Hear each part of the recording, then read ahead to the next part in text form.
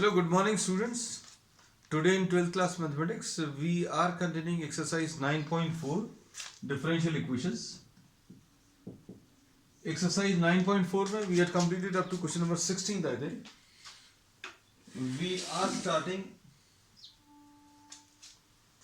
our today's class with question number 17. Question number 17 देख लीजिए, ये statement problem है. Find the equation of a curve passing through the point 0, -2. Equation of curve find करनी है and this is passing through 0, -2.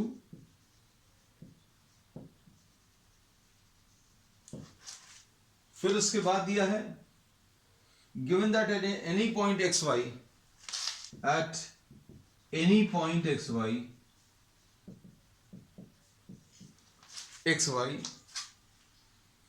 the product of the slope of its tangent, the product of the slope of the tangent. तो बच्चों slope of the tangent तो ये होता है, इसका product, this is slope of tangent, slope of the tangent. अब इसके बाद क्या दिया है, slope, product of slope of the tangent and the y coordinate, y into dy by dx, product of slope of the tangent and the y coordinate is equal to the x coordinate. This is equal to what? The x coordinate. ऐसा कुछ दिया हुआ है. बस अब आपको इस differential equation को सिंप्लीफाई करना है.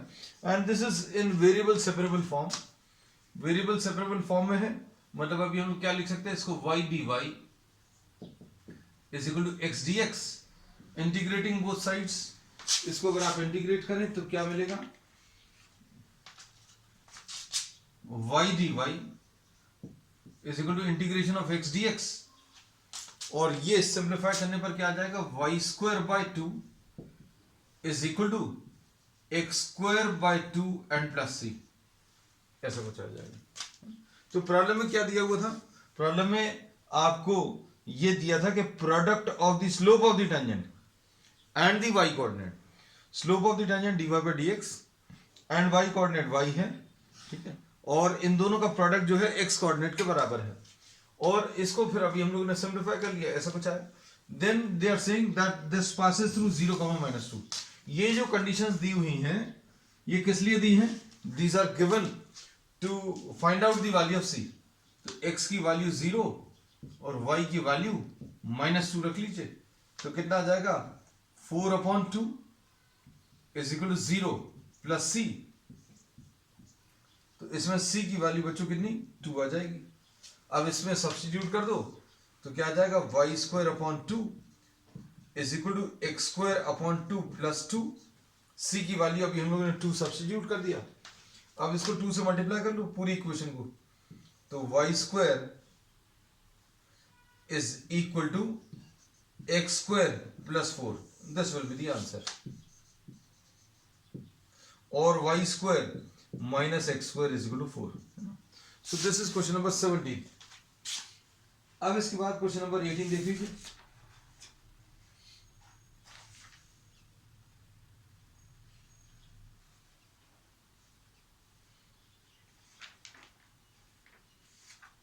क्वेश्चन नंबर 18 में क्या दिया हुआ है, at any point xy of a curve the slope of the tangent is twice the slope of the line segment joining the point of contact to the point. ठीक. अब इसमें क्वेश्चन अच्छे से समझ कर देखना क्या दिया हुआ है.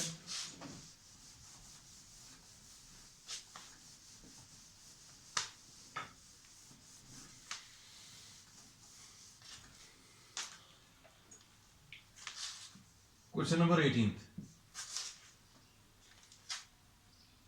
इसमें दिया है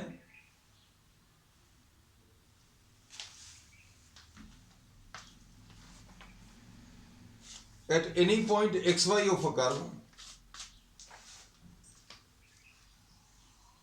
at any point xy of the curve the slope of the tangent dy by dx, the slope of the tangent, इसको लिख दें अभी हम लोग, this is what slope of the tangent, T for tangent लिख दिया है ना. उसके बाद is twice the slope of the line segment joining the point of contact.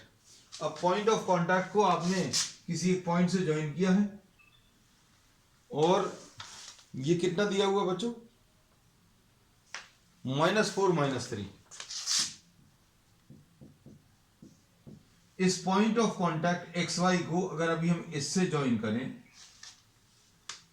Suppose इसको अभी हम लोग P लिख दें और इसको Q लिख दें, तो इसमें इन्होंने दिया है कि slope of the tangent is double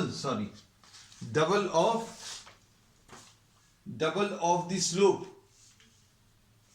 of the line joining the point of contact to -4, -3, double of slope of PQ, ऐसा दिया है। स्लोप ऑफ टेंजेंट जो दिया है, this is double of the slope of the line joining the point of contact. तो point of contact बच्चों x Y है, इसको अगर आपने इस पॉइंट -4 -3 से ज्वाइन किया, इसका जो स्लोप आएगा उसका डबल करने पर स्लोप ऑफ द टेंजेंट मिल रहा है, ऐसा दिया। अब स्लोप ऑफ टेंजेंट तो अभी हम लोग मालूम है, slope of the tangent dy/dx है 2 इनटू स्लोप ऑफ PQ। तो स्लोप ऑफ PQ कितना आ जाएगा, तो स्लोप ऑफ PQ आ जाएगा y - y1, यानी y माइनस, देखो slope of any line is y2 - y1 upon x2 - x1, ऐसा लिख सकते हैं। अब ये कितना आ जाएगा, y - -3 अपॉन x - -4, ऐसा लिख सकते हैं। तो ये कितना आ जाएगा, dy/dx will be equal to 2 into y + 3 upon x + 4। इसमें इसको अभी हम लोगों ने x1 y1 लिख दिया, इसको x2 y2 लिख दिया, एंड स्लोप निकालने का ये फार्मूला ये 11 क्लास में पढ़ा है, y2 - y1 upon x2 - x1। तो अब इसको आप सिंप्लीफाई कर लीजिए। सिंप्लीफाई करने के लिए क्या करेंगे, dy upon y + 3 is equal to twice dx upon x + 4। अब इसको सिंप्लीफाई करिए, इसको सिंप्लीफाई करने में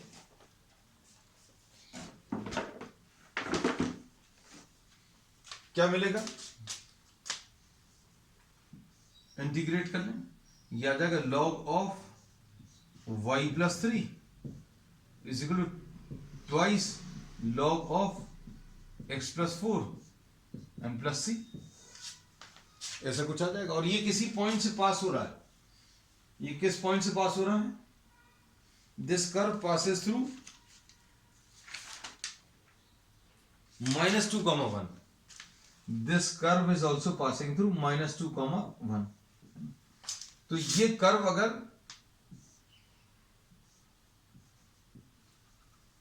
passes through -2, 1, तो -2, 1 इसको सेटिस्फाई करेगा, सेटिस्फाई करा दीजिए। log ऑफ y की वैल्यू 1 है, +3 is equal to twice log of x + 4, x + 4, x की वैल्यू कितनी है बच्चों, -2, एंड c की वैल्यू निकाल लीजिए इससे। c की वैल्यू सॉल्व करने पर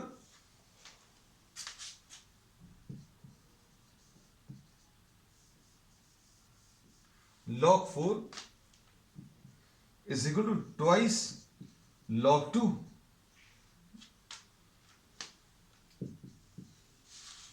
प्लस c।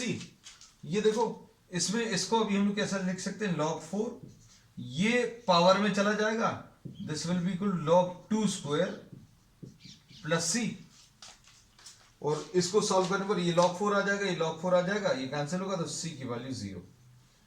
तो आपको इक्वेशन क्या बनेगी, इसको अभी हम लोग यहां पर लिख ले रहे हैं, log of y + 3 is equal to twice log of x + 4 and plus 0। c की वैल्यू इसमें बच्चों 0 रख दी। अब y plus 3 log of y plus 3 is equal to log of x plus 4 का होल स्क्वायर। तो इसमें ये पावर जो है इधर ये जो नंबर है which is multiplied with log gets transfer to the power, log की प्रॉपर्टी है। तो ये आ जाएगा y plus 3 will be equal to x plus 4 whole square. This is the answer. अब इसके बाद this was what question number, answer भी एक बार चेक कर लें बच्चों इसका 9.4 में this was question number 18 x plus 4 whole square is equal to y plus 3, perfectly okay. Question number 19 देख लीजिए। अब क्वेश्चन नंबर 19 थोड़ा सा अलग है।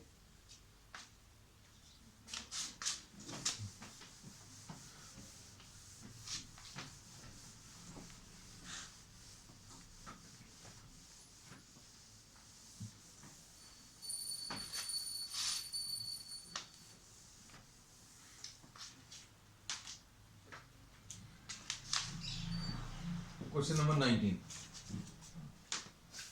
क्वेश्चन नंबर 19 में क्या दिया है?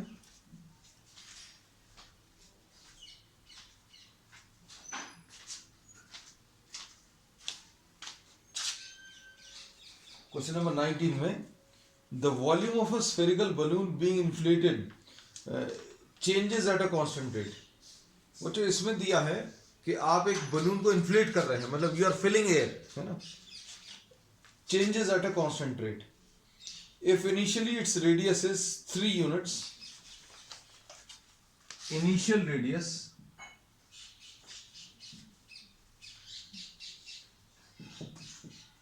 थ्री यूनिट्स दिया है, ठीक है, और उसके बाद and after 3 seconds it changes to 6 units. After 3 seconds the radius becomes 6 units। ठीक, अब इसके बाद क्या दिया है? Find the radius of the balloon after t seconds, है ना। अब आपको ये रिलेशन निकालना है, find the radius after t seconds and it is given in the problem that volume is changing at a constant rate। मतलब dv by dt बच्चों ये कांस्टेंट दिया है, dv by dt is given equal is constant। Volume is changing at a constant rate, मतलब volume इसके अंदर अगर आप एयर फिल कर रहे हैं बलून के अंदर, तो वॉल्यूम जो इंक्रीज हो रहा है वो कांस्टेंट रेट पर इंक्रीज हो रहा है। कांस्टेंट रेट पर किसके रिस्पेक्ट में? With respect to time. तो वॉल्यूम इसका कितना है? वॉल्यूम इसका 4/3 पाई आर क्यूब है। Volume is 4/3 pi r cube. अगर आपको एक स्फीयर दिया है जिसका रेडियस आर है, तो वॉल्यूम का ये फॉर्मूला है।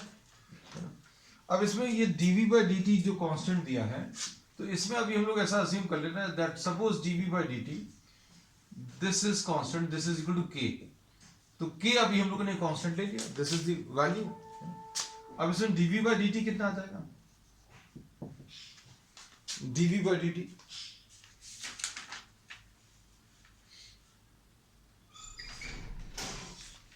dv by dt in this case becomes 4/3 pi d by dt of what? r cube। तो ये dv by dt इसकी वैल्यू इक्वल टू k दिया है। Suppose we are writing this as k dv by dt को, और इधर कितना आ जाएगा? 4/3 pi, है ना। अब r क्यूब, अब इसमें देखना r क्यूब जो है इसका डेरिवेटिव कैसे निकालेंगे? इसको d by dr, ये d by dt है, हम लोगों ने डिफरेंशिएट किया, किसके रिस्पेक्ट में किया? विद रिस्पेक्ट टू टाइम, है ना। तो अब इसको क्या करेंगे? r क्यूब है, इधर t है, तो क्या करेंगे? ऊपर और नीचे dr का मल्टीप्लीकेशन, है ना। और ये नीचे t है, तो ये dt नीचे लिख दिया। ये सब कुछ परफेक्टली सेम है, जो लिखा हुआ था ऑलरेडी वही लिखा हुआ है, D R cube by D T. तो D R cube by D T, this is chain rule which you have discuss in differentiation, है ना। तो ये कितना आ जाएगा, के इक्वल टू 4/3 पाई, है ना, ये आ जाएगा 3r², और ये इसका तो आंसर 3r² आ जाएगा, और इसको dr बाई डी टी लिख लिया। अब इसमें ये 3 और ये 3 कैंसिल होगा, और कितना बचेगा,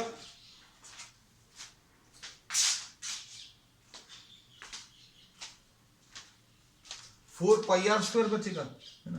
तो ये आ जाएगा k is equal to 4πr² dr by D t, है ना। अब देखो आगे क्या दिया हुआ,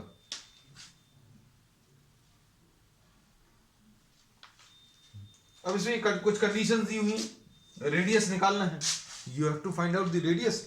now this is the differential equation, ये डिफरेंशियल इक्वेशन का अभी हम लोग यूज करेंगे। कैसा आएगा, 4πr² dr, ये 4πr² dr will be equal to k dt, ऐसा लिख लिया। अब इसमें इंटीग्रेट कर दो, 4πr² dr will be equal to k dt। अब इसमें इसको अच्छे से समझना, ये इनिशियल रेडियस 3 यूनिट्स, इसको अब हम लोग t इज इक्वल टू 0 ले लें। इनिशियल मतलब t is equal to 0, after t seconds, after 3 second, तो t की वैल्यू बच्चों 3 आ गई। अब t की वैल्यू 3 आ गई, इसमें t की वैल्यू 0 पर रेडियस 3 है, और t is equal to 3 seconds पर रेडियस 6 यूनिट्स है। तो अब इसमें देखो रेडियस कहां से कहां तक चेंज हो रही है, radius is changing from r equal to 3 to r equal to 6, और t कहां से कहां तक चेंज हो रहा है, t की वैल्यू 0 से लेकर t की वैल्यू 3 तक। तो देखो बच्चों, t इज इक्वल टू 0 से लेकर t इज इक्वल टू 3 में रेडियस कितनी चेंज हो रही है, 3 यूनिट से 6 यूनिट्स। बस अब आप इसको इंटीग्रेट कर लो, कितना आएगा, 4 पाई तो बाहर आ गया, इसको अभी हम लोग क्या लिख लेंगे, r³ डिवाइडेड बाय 3, r² का इंटीग्रेशन बच्चों, r² का integration will be r³ by 3, और इसके बाद ये कहां से कहां तक चेंज हो रहा है, 3 से 6, के ये लिख लिया, के बाहर लिख लिया, अंदर 1 बचा, 1 का इंटीग्रेशन कितना आ जाएगा, t आ जाएगा। तो बच्चों t की वैल्यू कहां से कहां तक, 0 से 3 तक। अब ये सारी वैल्यूज रखने पर फायदा क्या होगा, ये 4 पाई बाई 3 आ गया, अंदर क्या आ गया, 6 का क्यूब माइनस 3 का क्यूब, है ना, r³ है, r की जगह 6 रख दिया, r की जगह 3 रख दिया, k t की जगह 3 रख दिया और t की जगह 0 रख दिया, ऐसा कुछ आएगा। अब इसके बाद ये कितना आ जाएगा, 4 pi by 3 216 minus 27 is equal to 3k। अब इससे क्या मिलेगा बच्चों, हम लोगों को k की वैल्यू मिल जाएगी। अब k को सिंप्लीफाई करो, k को सिंप्लीफाई करने पर क्या आ रहा है, इसको यहां कहीं पर कर देना है बच्चों,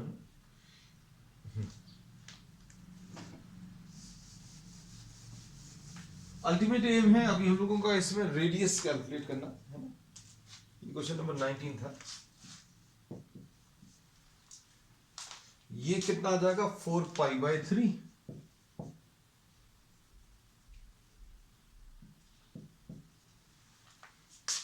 216 माइनस 27, तो 16 में से 7 गया, 9 बचा, फिर उसके बाद 10 में से 2 गया, 8 बचा, 189 इज इक्वल टू 3k। 3 6 3 3 ये 3 2 तो k की वैल्यू 84 पाई आ गया, k की वैल्यू मिल गई। अब इसके बाद बच्चों ध्यान से सुनना,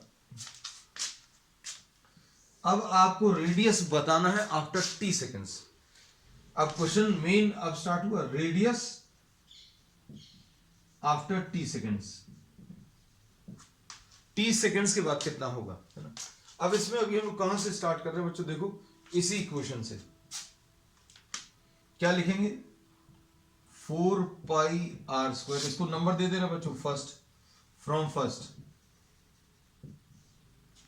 इसको फर्स्ट नंबर दे दिया, we are numbering this 4 pi r square D r by D t is equal to k, और के की वैल्यू कितनी आ गई बच्चों 84 पाई। इसमें कुछ कुछ टर्म्स कैंसिल हो जाएंगे, क्या बचेगा, ये पाई और पाई कैंसिल हुआ, 421 टाइम्स कैंसिल हुआ, तो r square D R is equal to 21 D t, ऐसा कुछ आ जाएगा। अब क्या करें अब इसको इंटीग्रेट कर लो, R square D R is equal to 21 D T, ये 0 से t तक है ना, क्योंकि t सेकेंड्स के बाद निकालना है। t इज इक्वल टू 0 पर रेडियस कितनी थी बच्चों, t इज इक्वल टू 0 पर रेडियस 3 थी, और बाद में रेडियस कितनी हो जाएगी ये आपको कैलकुलेट करना, तो ये r, इसमें अभी हम लोगों ने बोला t इज इक्वल टू 0 पर, t इक्वल टू 0 पर रेडियस प्रॉब्लम में दिया हुआ है कितना है 3 है, तो t इक्वल टू 0 पर रेडियस 3 है, t सेकेंड्स के बाद कितना होगा r लिख दिया इसको। अब इसको सॉल्व कर लो, बस यही आंसर मिल जाएगा।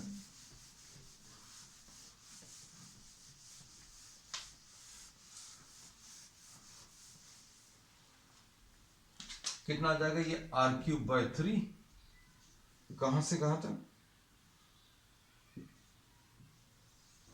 3 से r तक, ये 21 आ जाएगा, t 0 से t तक। सॉल्व कर लीजिए बच्चों, इसको कितना आएगा, ये आ जाएगा r³ बाय 3 माइनस 27,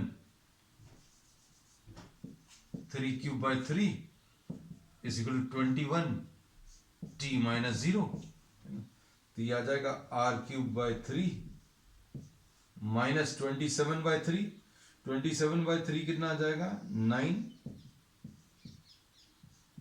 21 t। अब इसको सॉल्व करने पर कितना मिलेगा,